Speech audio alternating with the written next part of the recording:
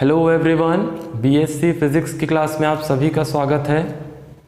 और हम लोग फाइनल ईयर के टॉपिक क्रिस्टल स्ट्रक्चर को आज डिस्कस करने वाले हैं।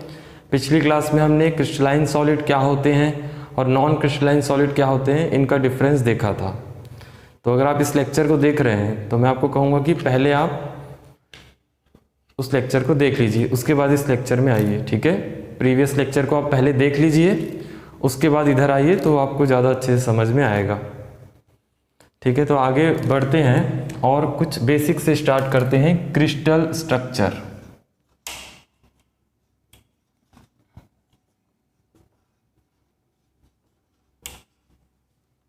क्रिस्टलीय संरचना, क्रिस्टल संरचना।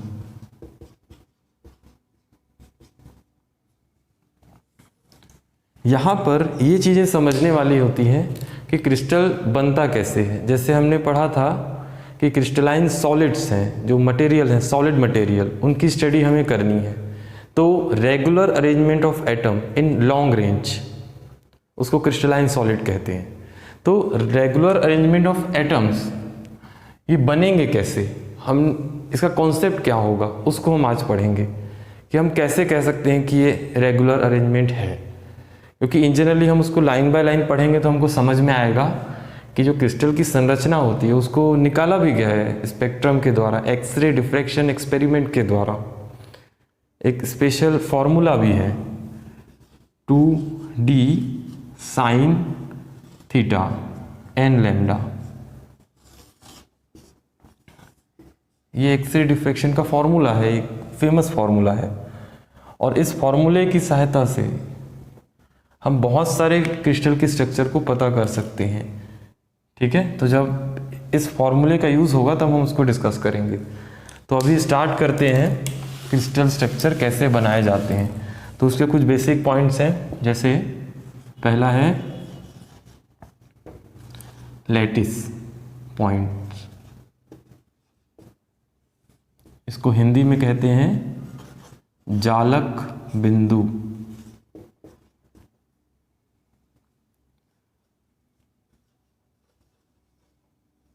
रेगुलर अरेंजमेंट ऑफ इमेजिनरी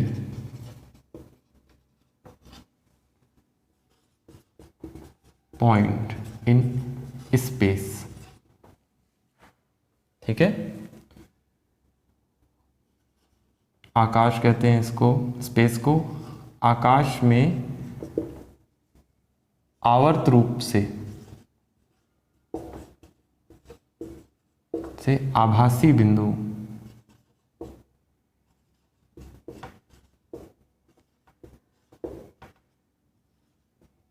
बिंदुओं का व्यवस्थीकरण।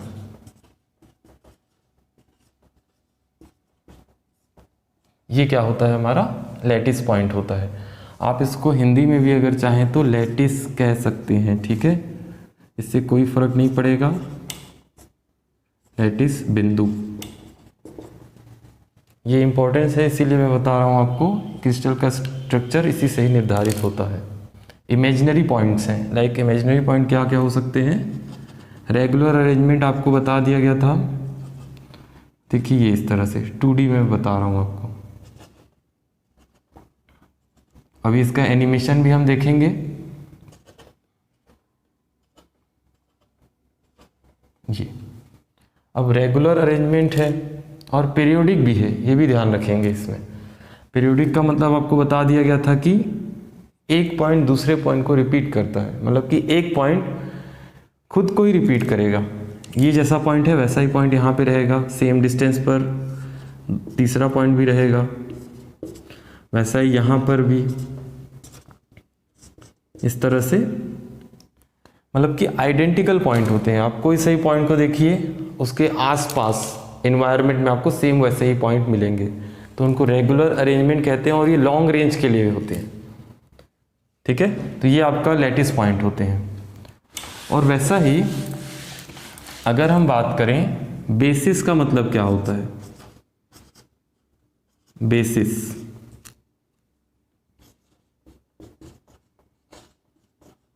basis. Basis in generally group of atoms or molecule by attaching in each lattice point to generate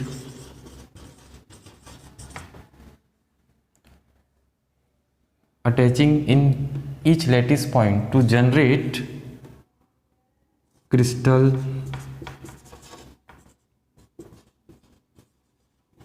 structure. ठीक है, ये पहले आप समझ लीजिए, फिर मैं उसको हिंदी में लिखवाता हूँ। ग्रुप ऑफ एटम्स और मॉलिक्यूल्स। सॉलिड किससे मिलकर बने होते हैं? एटम या मॉलिक्यूल से। एटम की बात करें या मॉलिक्यूल की बात करें तो जो एटम और मॉलिक्यूल्स हैं वो बेसिस कहलाते हैं। ये इंपॉर्टेंस है, ठीक है। एटम और मॉलिक्यूल क्या कहलाते हैं? बेसिस कहलाते हैं। Group of atoms bye attaching in each lattice point two generate crystal structure. मतलब कि अगर हम बेसिस या एटम या मॉलिक्यूल को एक एक लैटिस पॉइंट पे अटैच करते जाएं तो हमको क्या मिलेगा? एक क्रिस्टल का स्ट्रक्चर मिलेगा। ठीक है, ये यहां पर बहुत इंपॉर्टेंट है, इसको समझ लीजिए आप।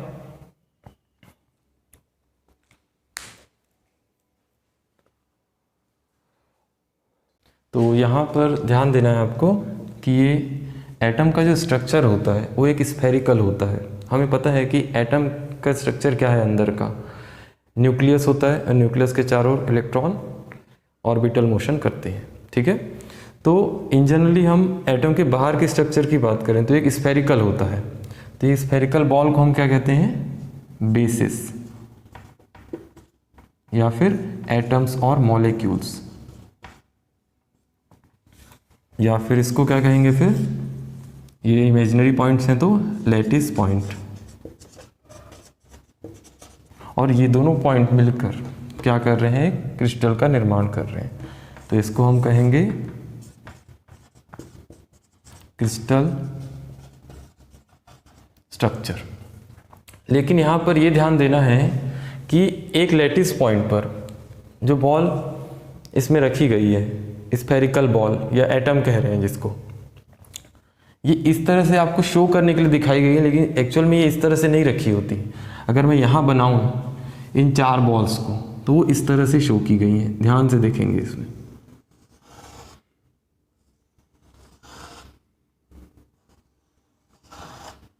टू डी में बात कर रहे हैं, ठीक है। ये देखिए, अब इसके सेंटर पॉइंट पे ये इसका लैटिस पॉइंट हो गया। अब देखिए ये वैसा ही और बॉल्स बनाते जाइए। एक्चुअल में ये इस तरह से लैटिस पॉइंट बनते हैं इनके, ठीक है।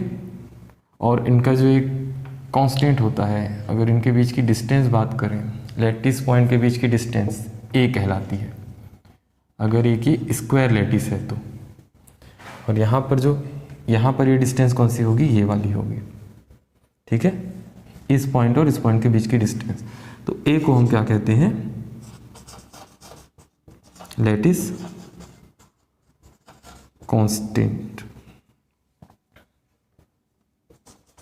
ठीक है। ये इस तरह का स्ट्रक्चर होता है। एक्चुअल में ये शो करने के लिए आपको बताया गया है, लेकिन एक्चुअल में स्ट्रक्चर इस तरह का होगा,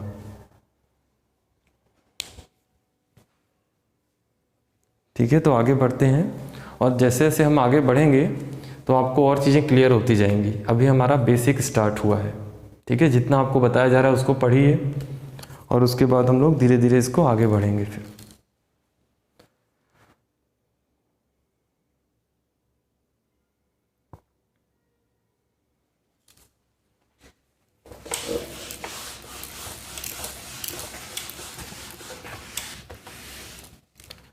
अभी हमने देखा क्रिस्टल स्ट्रक्चर में कि लैटिस और बेसिस मिलकर एक क्रिस्टल का निर्माण करते हैं। अब आगे बढ़ते हैं और एक और पॉइंट को डिस्कस करते हैं, यूनिट सेल या फिर एकांक कोष्ठ। हिंदी में भी इसको आप लिख सकते हैं यूनिट सेल। तो आगे बढ़ते हैं, ये होता क्या है इसकी डेफिनेशन लिखते हैं। Unit cell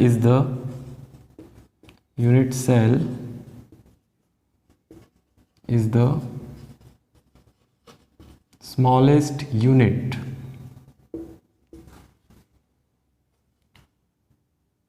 on the crystal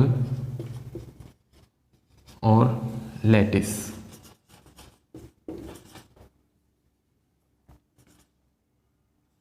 which on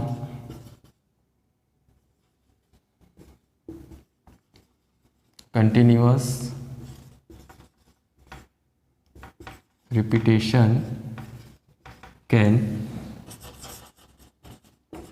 generate whole lattice or crystal structure। इसको ध्यान से पढ़िए।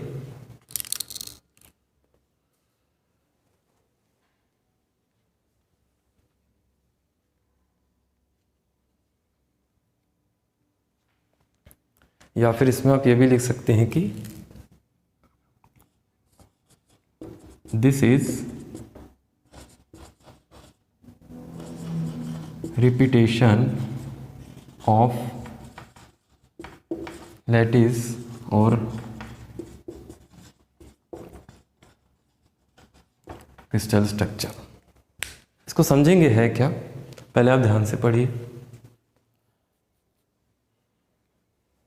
इसको हिंदी में भी लिखवाते हैं।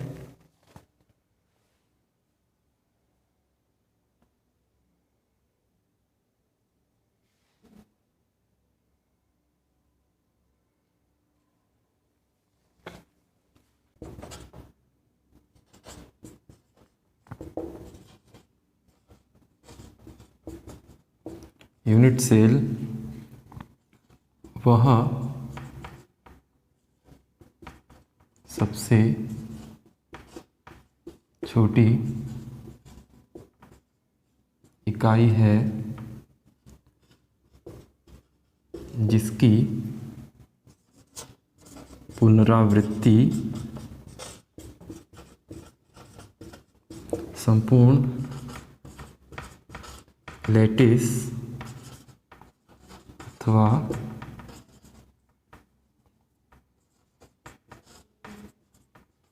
क्रिस्टल का निर्माण करती है।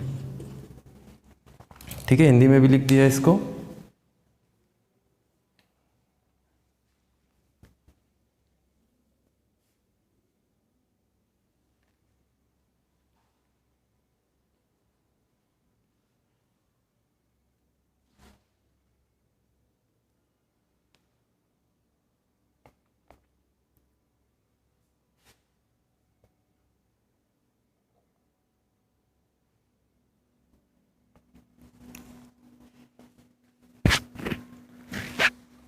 तो इसको समझिए यहाँ पर, unit cell is the smallest unit on the crystal और lattice which on continuous repetition can generate whole lattice और क्रिस्टल स्ट्रक्चर। यूनिट सेल, ठीक है, ये बहुत इंपॉर्टेंट पॉइंट है कि यूनिट सेल मतलब एक स्मॉलेस्ट एक शेप कह सकते हैं, या फिर हम ये कहेंगे इसे कि एक स्मॉलेस्ट यूनिट है। उस यूनिट की वैल्यू हमें नहीं पता है, लेकिन फिर भी हम उसको यूनिट कह रहे हैं। अब इसका मतलब क्या होता है देखिए, जैसे लैटिस या क्रिस्टल स्ट्रक्चर, लैटिस भी आपको पता है और क्रिस्टल स्ट्रक्चर क्या होता है ये भी आपको पता है। लैटिस मतलब कि इमेजिनरी पॉइंट। मैं यहाँ लैटिस बना रहा हूँ, देखिए 2D स्ट्रक्चर पहले देखते हैं। इस तरह से ये जो आपको दिख रहा है ये क्या है, लैटिस का स्ट्रक्चर है। और इसमें अगर मैं एक स्मॉलेस्ट यूनिट बताना चाहूँ 2D में तो कौन सी हो सकती है, ये वाली। इसका पैरामीटर है ए, दो लैटिस पॉइंट के बीच की डिस्टेंस। तो स्मॉलेस्ट यूनिट क्या होगी, ये वाली होगी। और 4 लैटिस पॉइंट से मिलकर एक यूनिट बनेगी, तो इसको क्या कहेंगे, यूनिट सेल। और इसके रिपीटेशन, इसी स्मॉलेस्ट यूनिट का रिपीटेशन या कंटिन्यूअस रिपीटेशन क्या बनाएगा, एक लैटिस का निर्माण करेगा। यही तो लिखा हुआ है इसमें, जनरेट होल लैटिस। देखिए ये इस तरह से क्या हुआ, ये लैटिस, ये छोटा सा भाग वापस यहाँ रिपीट हुआ, यहाँ रिपीट हुआ, यहाँ रिपीट हुआ, यहाँ रिपीट हुआ, यहाँ रिपीट हुआ। तो ये क्या जनरेट किया, एक संपूर्ण लैटिस पॉइंट को या लैटिस स्ट्रक्चर को जनरेट किया। तो इसी के आधार पे अगर हम क्रिस्टल की बात करें तो वैसा ही मुझे क्या करना होगा, यहां पर मैं एटम को अटैच कर दूंगा। ठीक है, इस तरह से एटम को आप अटैच करते जाइए तो क्या बनेगा, ये आपका क्रिस्टल का स्ट्रक्चर भी बन जाएगा वैसा ही। तो यहाँ पर इसको समझने की कोशिश करेंगे हम लोग। ये तो अभी मैंने 2D में बताया, अब 3D में बताएंगे। पहले आप इसको लिख लीजिए।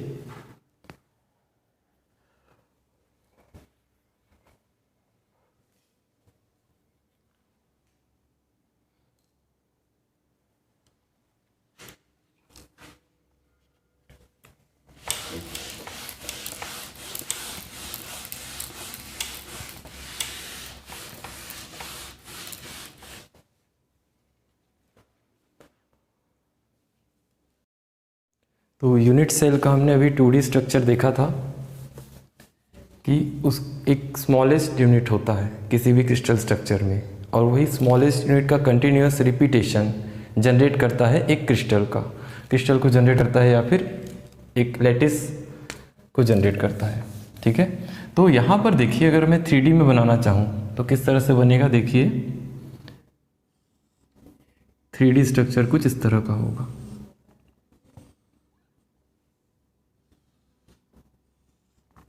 ये यूनिट सेल का स्ट्रक्चर है।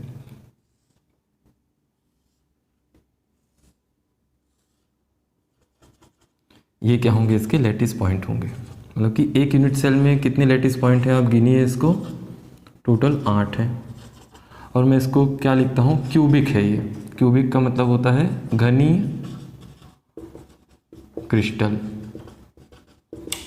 ठीक है, तो ये क्यूबिक है। देखिए 1 2 3 4 5 6 7 8 लैटिस पॉइंट है।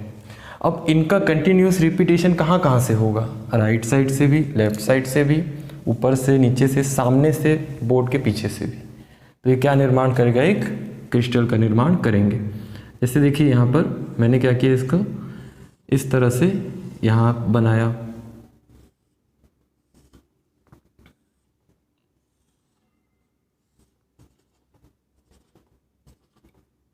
ये एक लैटिस पॉइंट ही बनाए हैं मैंने अभी तक। वैसा ही आप चाहें तो इसको और आगे कर लीजिए।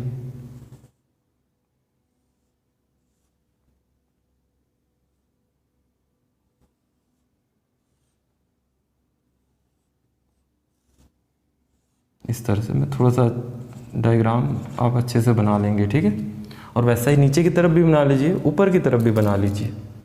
तो इससे क्या निर्माण होगा, एक क्रिस्टल का निर्माण होगा। ठीक है, और ये 3D स्ट्रक्चर होगा। और यहाँ पर आपको ये ध्यान रखना है कि अगर आप एटम यहाँ पे प्लेस करेंगे इस तरह से,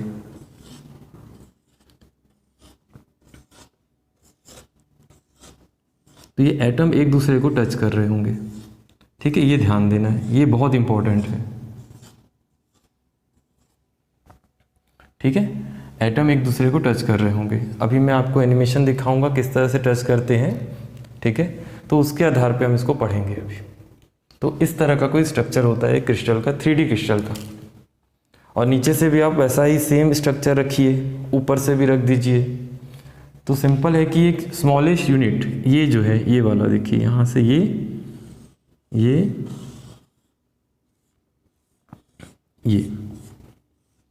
क्या बना, आपका एक यूनिट सेल बना। और इसका कंटिन्यूअस रिपीटेशन चारों दिशाओं में क्या निर्माण करेगा, एक क्रिस्टल का या फिर एक लैटिस पॉइंट का निर्माण करेगा। ठीक है, क्रिस्टल कब कहेंगे, जब उसमें एटम अटैच कर देंगे हम। तो यहाँ ये ध्यान देना बहुत ज़रूरी है। और इसी में हम समझते हैं कि क्रिस्टल जो होते हैं इन generally,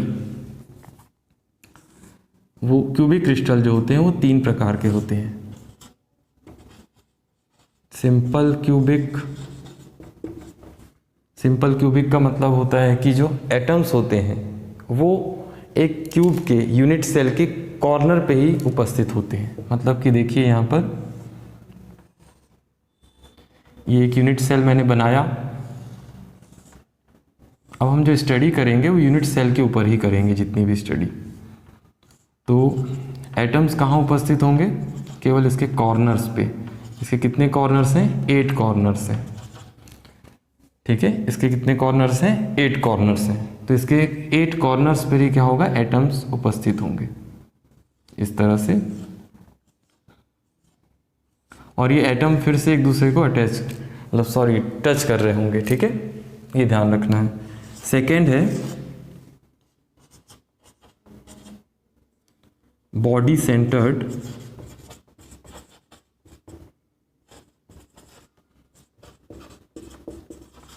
crystal. Body centred crystal का मतलब क्या होता है कि एटम्स जो हैं वो कॉर्नर्स के अलावा, इस यूनिट सेल के कॉर्नर्स के अलावा सेंटर पर भी उपस्थित होंगे। जैसे अगर मैं स्ट्रक्चर बनाऊं, यहां बना देता हूं,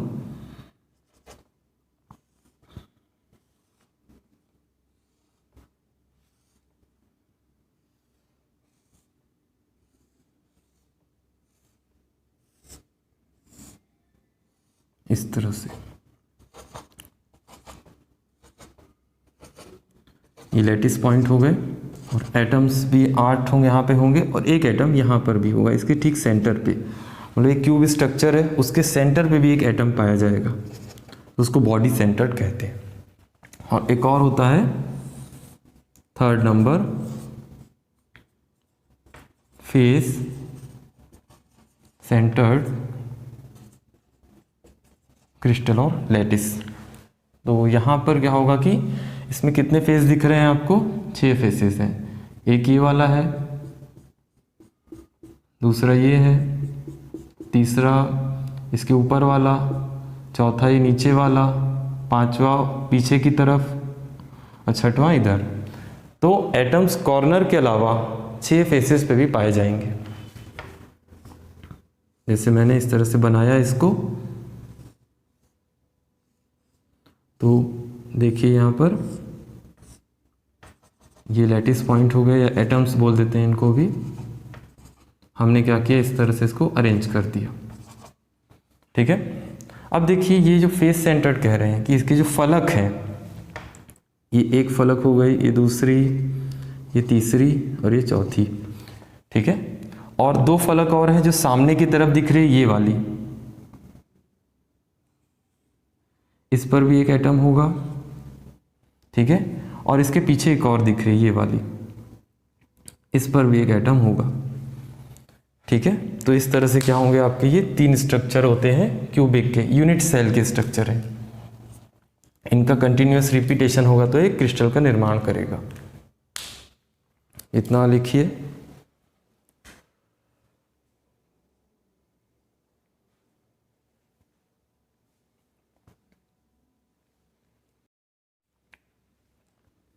तो यहाँ तक आपको क्लियर होगा पूरा। हमने आज क्या क्या पढ़ा? लैटिस पढ़ा, बेसिस पढ़ा, क्रिस्टल स्ट्रक्चर कैसे बनता है उसके बारे में पढ़ा, और यूनिट सेल क्या होता है उसके बारे में पढ़ा, और एक एग्जाम्पल भी देखा क्यूबिक का। क्यूबिक क्रिस्टल 3 प्रकार के होते हैं, simple cubic, body centred and face centred. Unit cell ही पढ़ा है हमने। ठीक है, तो इन तीनों यूनिट सेल का मैं एनिमेशन आपको दिखाऊंगा अभी। तो एनिमेशन शो करते हैं हम। तो ठीक है, कंप्यूटर जी एनिमेशन प्रेजेंट किया जाए।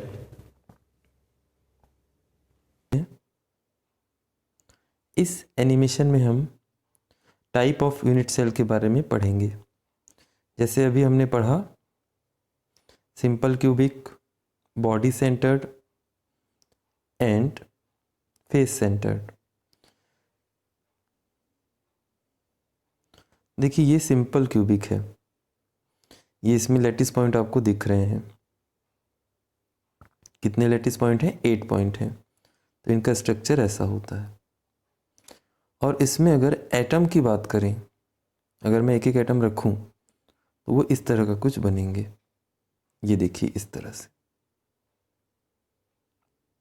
ये एक यूनिट सेल का स्ट्रक्चर है सिंपल क्यूबिक का।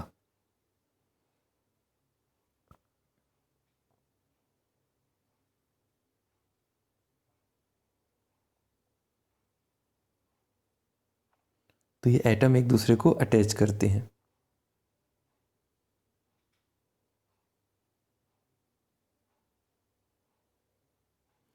ये देखिए बॉडी सेंटर्ड का, ये बॉडी सेंटर्ड के क्या है? एटम्स हैं या फिर लैटिस पॉइंट है।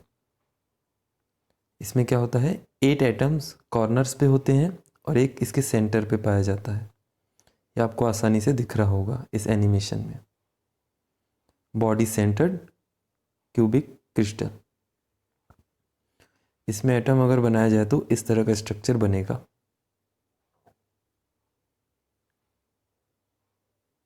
ये देखिए इस तरह से एक एटम सेंटर में है और उसके चारों ओर 8 एटम इस तरह से अटैच किए गए हैं और वो एक दूसरे को टच कर रहे हैं यहाँ पर। तो ये स्ट्रक्चर होता है बॉडी सेंटर्ड। और वैसा ही फेस सेंटर्ड की बात करेंगे इसमें। ये देखिए 8 एटम इसके कॉर्नर्स पे हैं और बाकी 6 एटम कहाँ पर हैं? इसके फेसेस पे हैं, 6 फेसेस पे। इसको ध्यान से देख सकते हैं आप।